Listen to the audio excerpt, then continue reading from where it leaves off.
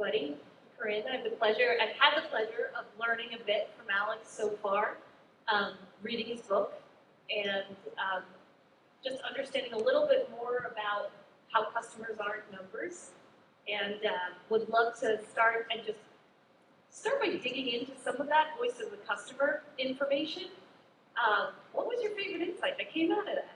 I know you said there was a lot of paper cuts, but sometimes, you know, as strategy insights people, we have one that we're like, we tell at cocktail parties.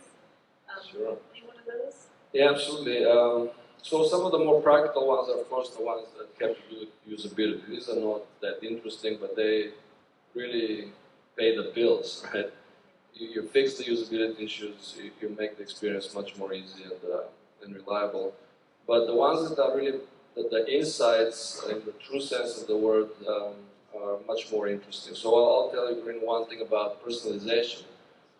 You know, everybody's talking about personalization, so you assume it's a good thing and you want to do personalization. Then we decided, okay, we have to measure it and figure out how our customers feel. So we asked them how personalized is Zappos to you and why. So we got really high marks on personalization, and Zappos has a good website. It's you know, easy to use, easy on the eye website, but it's, you know, in my opinion, we didn't do a lot of personalization, I put it this way. We got really high marks, and then on the why question, doing text analytics, people were saying we have great customer service, we have great selection. Well, wait a minute, it sounds like a halo effect. It's really interesting. So we did a very in-depth survey to follow that up, to find out that about you know, a chunk of our customers really want to be anonymous, and they told us, you know, stay out of my data and give me a big selection and good tools, and to me that ladders up to trust. And it's not just Zappos, it's businesses, retailers that really get your information and start spamming you and so on. That's pretty good insight from Matthew and Jay as they're collecting the fan engagement data. I don't know if anyone else in the audience was like, you're watching if I'm watching the screen, but sure. The fact that they don't want to know, like, it's okay as you collect it, just don't identify me as a person in any way that can be tied back to me, that's a pretty good takeaway. Right, so exactly, so this is just, we're not talking about biometrics even, it's just very basic information, but what these customers were saying is, I want to be anonymous, but then other ones, which was great, a big chunk of Zappos loyal customers were saying, you know me and use my information. So you get this polarity, use my name, you know, see what I've been doing, so make the experience really tailored to it. So the takeaway here is, personalization should start at that level of the permission. Can I use your data? And to me, it's a matter of earning that trust. It's not that every customer would appreciate a great experience, but some just have been burned. And then I think we all have to earn the trust, and then they'll be giving us more and more data. Yeah. So Zappos has been known for personalization and excellent customer service and customer centricity since its inception. As well as operational excellence, and then we have Amazon coming in to double down on that proposition. When you are doing things like building the Voice of the Customer program, how do you influence the organization, or how is the organization now influenced by you to keep that customer first attitude, and how does the work you do kind of influence across all of the different departments? Wonderful question, Corinne, thank you. It was a journey, so it took 9 years to go from nobody was reading customer comments to starting this from a grounds up as almost like a really grounds up initiative. The first team that was the pioneering team was on our 6 p.m. Daughter website, so it's basically a sister website now. But it was part of Zappos first, and acquired all properties. And so once they started reading once we enabled this feedback loop, the teams were astounded. Like, customers say that? They actually go and give you feedback? So what we found, for example, there was customers were saying, give us, we didn't have a favorites list on 6 p.m. like that. So they're saying, give us favorites list, and then we enabled that, and customers started praising us, which is basically a no-brainer. And then that helped other parts of the organization. For example, the checkout team, a lot of customers were using the cart as like a made-up list, right? And then that messed up with some business metrics, right? Because it was like, you know, you have abandoned your cart, right? The stuff in abandoned cart. No, I just stored my stuff there. So it was just like a wish list they were putting in the cart, just to That's say, how like, they were I using like it, because this? there wasn't a favorites list, but now there is, and so that's one example of how you start influencing the organization. But then there were ups and downs, and there were sometimes executives all throughout these years that didn't quite believe in that. They said, "Well, I don't. What do feelings matter? Like, look at the hard numbers." They were calling. They say we need real numbers. It's like, well, okay. Then you have to educate them and work, and not be combative, but really educate and be patient. And then you have another executive come in and say, "This is wonderful, right?" It's like that. This is exactly what we've been doing all along. But it's this listening to their concerns and applying and being patient and educating more than just quote unquote fighting. Yeah. Fighting. So then, digging in to understand the customer is more than a number, how do you do that? Can you just explain it from a process and philosophical point of view, and maybe if you have an illustrative example of how you've done it, you figured out the why, Sure. Consumers were acting the way they were in a favorite way of yours? I love philosophy. What Plato said. Yeah, everyone else will leave except for us if we start going into that, but yeah. No, News you can use. That's just before everybody takes a nap. So I think it's the philosophy behind it is very, very simple. It's you need to understand customers. You need both qualitative and quantitative research methods. Meaning, you need to look at what people do, and at scale, you look. These are clicks, dollar signs, and so on. But you also have to talk to people, which is the qualitative method. And you use qualitative methods to understand the why, to generate ideas, to generate insights. Then you quantify those, and it's back and forth like this. So you always have to use both. Sometimes that's a trap that executives fall into. Say, all we need are the brilliant data scientists. We don't need the psychologists. That's mumbo jumbo, right? The data scientists, that's the real science and the real numbers. But I'll give you an example to that effect. When at Zappos we looked at some of the spreadsheets and the numbers, we noticed that a lot of women are buying products for their children, but not for themselves. So the first instinct and the first initiative was to send an email saying, "Buy for yourself," right? We see that you bought for your children.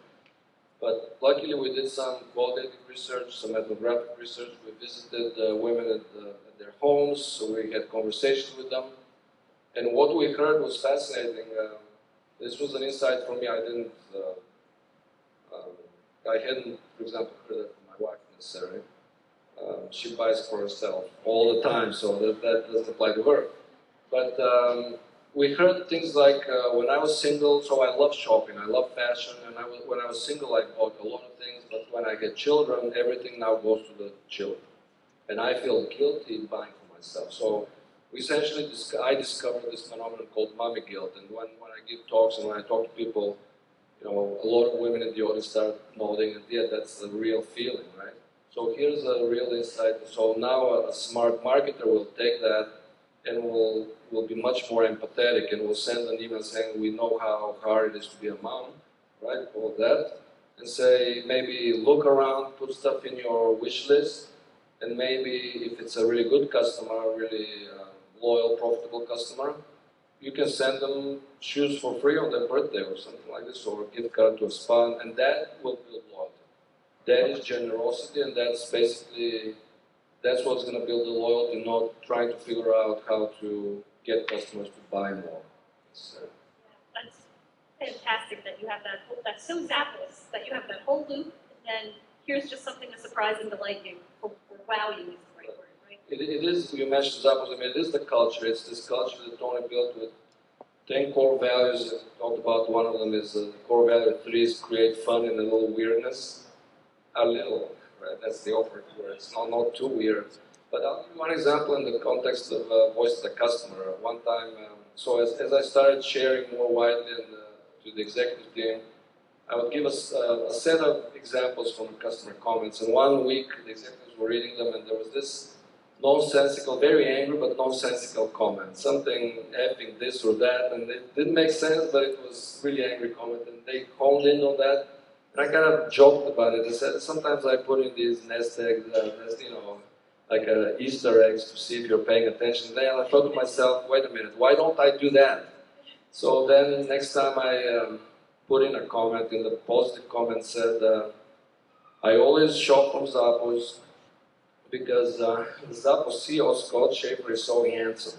And then they read it and they're like, oh, let's find this customer, let's give him a, like, and they knew that they were laughing about it, but that's, Scott loved it, and then one other executive is like, keep doing that, Scott loves that. But that's a point of how you encourage, like in other companies out, you've been reprimanded, right? And go to HR and why are you doing this and you're polluting the data and But no, but it's the point is now people are reading it, they're enjoying the process and they're taking customers more seriously. Yeah, and up to the highest level. So talking to Alex, the scientist, for a little bit, moving away from Alex, the Zappos insights guy. We're here talking about F1, and this morning David was talking about how the demos are changing. They're getting a little younger, a little more female. I know my plane over from New York last night had a lot of young females, so I'm sure their Instagram following envies everyone in this room. One of the things you talked about in the previous 15 minutes was about the trap of demographics.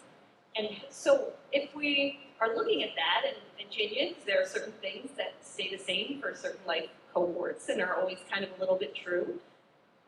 As we're thinking about a nascent audience like F1 that's growing and changing a lot in the US right now, how do we not fall into that trap, and what should we be looking at instead as marketers trying to align with this sport?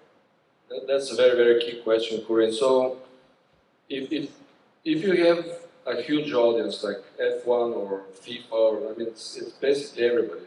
Amazon, right? Everybody is using the product. There's millions and millions of, hundreds of millions of people, billions. You have to start by recognizing that they're not all the same, right? People are not all the same. And then if you want to be customer-centric, that's what it means. The realization that there are, your customers group in meaningful ways. And you have to treat your different groups differently. Like, for example, there's the customer centricity theory is that you have a certain budget. If you peanut butter it across everybody, you're not going to do great. If you identify your best customers, the ones that shop from you and tell others and do the marketing for you, go above and beyond those, and the rest treat nicely, don't be rude, don't be mean, but don't go over and above. So then the question is, how do you segment customers? And you probably got the point about demographics. It's the easiest way to do it, but it's the least actionable. Right? Rich people buy more stuff. Whoop-de-doo. Great insight. Right? All companies are lined up in front of rich people's homes to sell their stuff. But a lot of rich people are total misers. They don't want to spend money. So that's a psychological characteristic. So I think my approach has always been you have to do the more meaningful segmentation that is longer lasting, which is the psychological or psychographic segmentation. Segment based on key attitudes that really determine behavior, and then map the demographics onto that. And then we're going to have great insights. So for Zappos, for example, we did this couple of those segmentations, and we did indeed find people that were more about privacy, data privacy. They were skeptical about, that they wanted their privacy. That's a mindset segmentation. It's probably, the demographic split is probably 50-50. There's some other characteristics where demographics matters. I mean, for Zappos, male shoes or female shoes matter, right? The structure and style. But it's this starting with the psychographics and then laying on the demographics is something that we can think about. So thinking about watch-outs in segmentation work for the brand marketers in the audience, whether you are doing it internally, whether you pay a whole bunch of money for a 70-page segmentation deck, what are some of the hallmarks of, oh God, you might want to ask a few more questions about how we're thinking about this segmentation. We covered not only demographics, but is there anything else we should really watch out for as far as like, oh, that's a segmentation we really need to look twice at because it could lead us down a bad path of thinking? Sure, and indeed it can. So even if you do a psychographic segmentation, the question is what questions and what psychological characteristics or what beliefs, what attitudes you pick to segment on. And every industry, those will be different. Right, so for example, I worked for TurboTax, we're into it for 7 years, and with them, over there we segmented on things like some people just believe that human tax preparers are only the ones that can help you, that software cannot help you, right? They mistrusted software, right? Or they mistrusted the internet. I want this, right? I mean, these are the same people that don't want to shop online for shoes and clothing. So that mattered. For Zappos, for example, when it's an online retailer, again, there's a propensity, some people like to shop around and compare. And some people just say, get me the best thing for me, bring it to me, and I'll take it. Because I don't have time to compare. So that's another. So with our very first psychographic segmentation, we started with the executive team coming up with 17 statements that they believe align well with it. They were the ones, the right group to select those value statements. And then we went and found the people who aligned to those. Right? And out of those 17, we found something very interesting. Some of them were more practical and some were emotional. So some things had to do with shipping and customer service and price. But then some had to do with having an emotional connection with Zappos and interestingly, high quality packaging loaded on the emotional factor, which was a true insight for me. But then you see how brilliant companies like Apple, they realize that. And then the unboxing and the box, you don't want to throw it away. Right? And now, I mean, we have questions now. Do we use the Amazon standard boxes and shipping? We used to have our own white boxes for Zappos. So this is a real question, but it ladders up to emotional response to the customer. Yeah, and so then you have these people in the life cohorts that persist, and your segmentation's more stable. I only know this because I read your book. And so your people like me and your wife are going to keep buying ourselves shoes, and no matter how many children we have, whatever life stage. Right, exactly. No, I mean, it is, that's a much more stable because a lot of this is personality based, so our personalities don't change dramatically. Sometimes our attitudes change, sometimes, you know, some attitudes or beliefs change.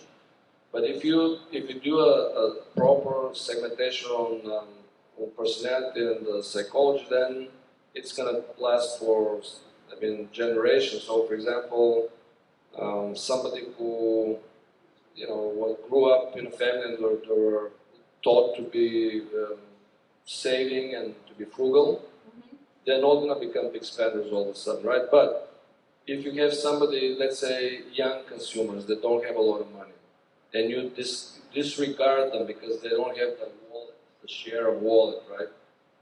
But they have the mentality, they're big spenders in mentality, they love what your brand does, but they cannot afford it. If you ignore them and some other brand gets them, once they get the money, they'll spend it with them. So that's the key is don't go over the superficial characteristics. One of our colleagues, when we were discussing this, she gave this perfect example. She was a big fan of Tiffany's. And then she got this little gift when she was young, this necklace or something that wasn't very expensive, and she loves it. And then once she got the promotion or the big paychecks coming, then she started spending big with them. Yeah. Well, understanding the customer at that level makes a ton of sense to me. Thank you, Alex. I think especially for the F1 audience, as we're all trying to understand who these people are, who else is coming in, being able to look at them and their motivations as to why you're an F1 fan and why that's so different from NASCAR or maybe some of the other sports that may have four wheels. Really important. We could also probably put them up there in the Ozzy Osbourne and King Charles example, right? So thank you. I learned a ton. Thank you, Corinne. I have a copy of Alex's book. Jordan, you're reading it during the presentation? You're too It's kind. so good. Get Yes. there, right. I didn't ask for this publicity. No, but I recommend it. I mean, I definitely. So thank you so much. Do we have any questions for Alex on customer centricity insight? Quick question. Obviously, you're a company that has tremendous brand purpose that we didn't touch on today, which is very, very important. You talk about the emotional and then the data points. How much does pricing come into your equation? Do you have price elasticity to raise prices? Do people buy on price? Just where does price figure into all the other aspects of it? Sure. Extremely important question. And price is a key factor. Here's the psychological twist on price, right? It's price is an operations metric. The customer-centric metric is value. So it's how you, because that's what we heard from our customers. Zappos is not a discounter. For 2 years under Tony Shea, just as I joined, he did something called clearance. Like this, this is hard to believe, but one day he looked at the site and he saw sales. He said, "What are we doing?" Overnight, all discounts, all sales went away. For 2 years, we had no discounts or sales. The business survived, profitability shot through the roof, but these were the customers who stuck around were the ones that we found through our research that really said, I don't care that much about discounts. I like quality. I know what I'm paying for. Now, other customers would say, look, I don't care about quality that much. I want the cheapest one. They would go to different retailers. But price is extremely important. That price is extremely important when it comes to trust. Because that's another example with our customer, voice of the customer. We noticed, for example, at some point there was some glitch between the price on the product page and then you put it in the cart, it changes, there was some catalog, something or other. Right away we heard from customers. So when you try to play around things with price and the customers get a whiff of that, I think that's probably the easiest way to lose trust. I think a great question. Kind of continuing on John's question, how do you keep, when you're looking for a hotel room, you might go to hotels.com, Hotel Tonight. How do you keep track of your competition and that you're up there and you're maintaining that level of quality and high level of service and everything, pricing, all that stuff? How do you keep an eye on your competition and make sure that you guys are always up there along with them? That's absolutely essential. That's critical. I think assuming that you're the best is the fastest road to demise, right? So we do it in a couple of ways. We have a more quantitative group that does market analysis and comparative market analysis. We use data from NPD and different. I'm talking about retail, right? You get different industries and you get different access to data, but that's the big data and the numbers. So you have to look at that. But also the other way is to really ask how customers are feeling and how they're perceiving things. And then the only way to do this is through surveys.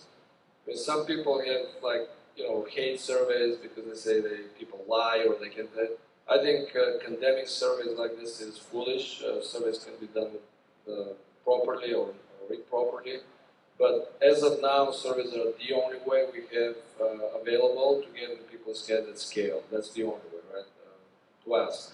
So then we ask about, and we do a general population survey. So we work with a provider that gives you, random, statistically representative sample, and we ask, and it comes out as completely anonymous, so it doesn't come out from Zappos. And so we ask, how likely are you to recommend Zappos? How likely are you to recommend Nordstrom? How likely are you to recommend, and then you line it up and you see. So these two ways. All right, thank you so Thank much. You.